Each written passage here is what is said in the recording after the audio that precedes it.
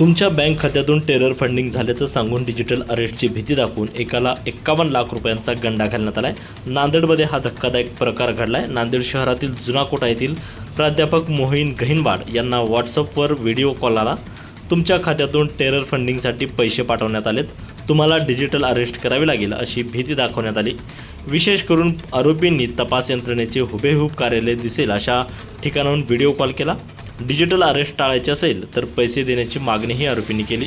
संबंधित प्राध्यापकाने 17 जुलै ते 24 जुलै दरम्यान आरोपींना 51 लाख रुपये पाठवले। नंतर फसवणूक झाल्याचं लक्षात आल्याने त्यांनी सायबर सेलकडे तक्रार केली।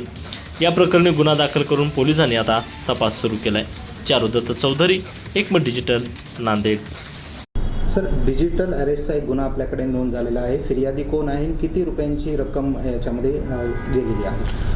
डिजिटल अरेस्टचा एक गुन्हा आहे ज्याच्यामध्ये जवळपास 50 लाखपेक्षा जास्तची फसवणूक झालेली आहे एका नागरिकांची। तर ह्याच्यामध्ये एक माझ्या सर्वांना आवाहन राहील की डिजिटल अरेस्ट सारखा कुठलाही प्रकार कायद्यामध्ये लॉमध्ये नाही आहे।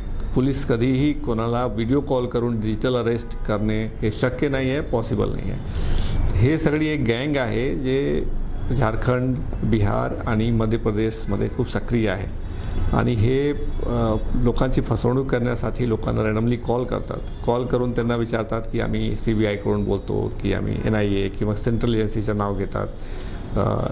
काही data protection cell Mumbai, crime branch Mumbai अशा प्रकारे ते बोलवून भीती घालण्याचे प्रयत्न करतात। ते युनिफॉर्ममध्ये पण असतात बरेच वेळी आणि त्यांना लोकांना इमिडिएटली सांगतात की तुमच्या नावे असं तुमच्या आधार कार्डवर किंवा तुमच्या पॅन कार्डचं दुरुपयोग झालेला आहे आणि दुरुपयोग करून कोणीतरी त्याच्यामध्ये काही क्राईम दाखवण्याचे प्रयत्न करतात। ह्याच्यामध्ये लोक घाबरतात आणि इमिडिएटली त्याला प्रतिसाद द्यायला सुरुवात करतात की आमचं यूज झालेलं नाही आहे वगैरे वगैरे। ही सगळी एक गँग आहे। कुठल्याही प्रकारचे डिजिटल अरेस्ट पॉसिबल नाही आहे। हा जो फिर्यादी होता याचं बॅकग्राऊंड काय हे प्राध्यापक असल्याची माहिती आहे, म्हणजे शिक्षित लोकांना सुद्धा हे एक्झॅक्टली खूप शिक्षित लोकांना पण ते एवढे एक्सपर्ट आहेत, ते चांगले ट्रेंड आहेत हे सगळे क्रिमिनल्स जे आहेत की ते बरेच शिक्षित लोकांना ह्याच्यामध्ये ते टाकतात, ह्याच्यामध्ये फसवणूक करतात त्यांची आणि लोक ते माहोल असं क्रिएट करतात की याच्यामध्ये बळी पडतात। पण ह्याचं कोणीही व्हिडिओ कॉलवर कधीही पोलीस कोणाला अरेस्ट करू शकत नाही, इम्पॉसिबल आहे।